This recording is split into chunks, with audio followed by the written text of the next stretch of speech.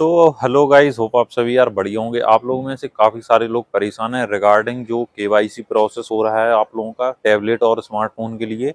और आप लोगों का जो भी प्रोसेस चलने लग रहा है टैबलेट स्मार्टफोन का, उस पर डिटेल वीडियो कल आ गई थी, उसका लिंक भी डिस्क्रिप्शन में मैं डाल दूंगा। ठीक है, डिस्क्रिप्शन में मैं डाल दूंगा। पूरा शेड्यूल आ चुका है जो लखनऊ यूनिवर्सिटी में बच्चों को मिलना है, और एफिलिएटेड कॉलेज का भी वे अलग से वीडियो में बना दूंगा, उसका क्या अपडेट है। ठीक है, तो जो भी आप लोगों का अपडेट चल रहा है अभी तक, उसमें डिटेल शेड्यूल आ गया है। उसमें खाली पीजी वालों का है, पीजी मतलब पोस्ट ग्रेजुएशन के कोर्सेज का, एमए, एमएससी, एमकॉम, एमबीए, ठीक है, एलएलएम वगैरह, ठीक है, इन सब का आ चुका है।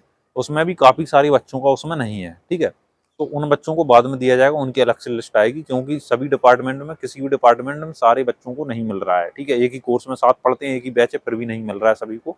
उन लोगों को बाद में दिया जाएगा। ये स्टॉक पर डिपेंड करता है। गवर्नमेंट ये चाहती है कि मोस्टली बच्चे जो हैं किसी भी कोर्स में, उनके थोड़े बहुत बच्चों को मिल जाए, सारे कोर्सेज कवर कर लिए जाएं।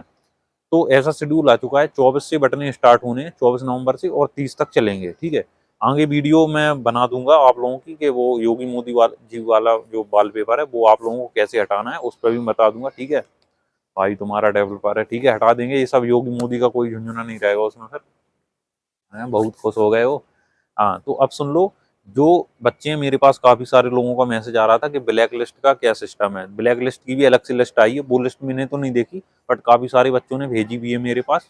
तो उसका मैं देख लूंगा उसमें क्या है सिस्टम।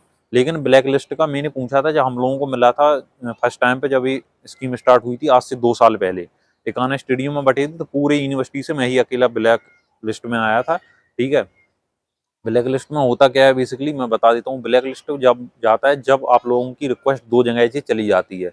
बेसिकली इसमें जो मोस्ट प्रोबेबली रीजन होता है, वो ये रीजन होता है आप लोगों का कि आपने 2 जगह पे एडमिशन लिया है साथ में ही, वो भी रेगुलर में।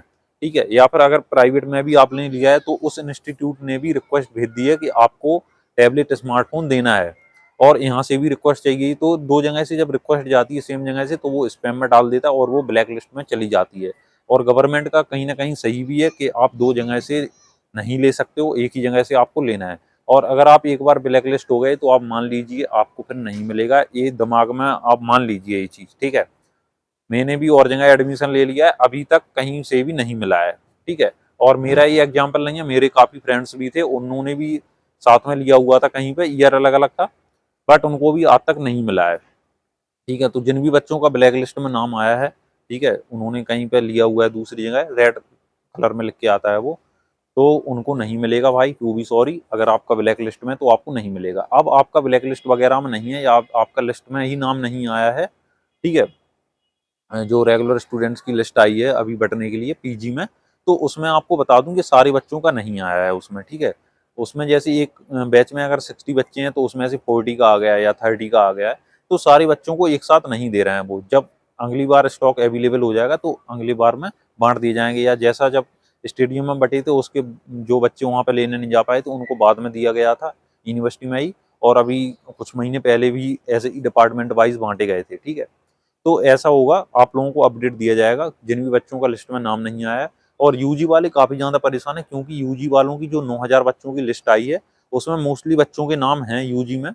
और उसमें क्या है आप लोगों का, कि आप लोगों को अपनी केवाईसी करवानी है। अब केवाईसी में क्या प्रॉब्लम आ रही है, किसी का जेंडर गलत है, किसी का कुछ गलत है, तो आपको आधार कार्ड की डिटेल और जो यूनिवर्सिटी में आपने डिटेल लिखवाई है वो आपकी सेम होनी चाहिए, नाम नंबर वगैरह सारी चीजें सेम होनी चाहिए।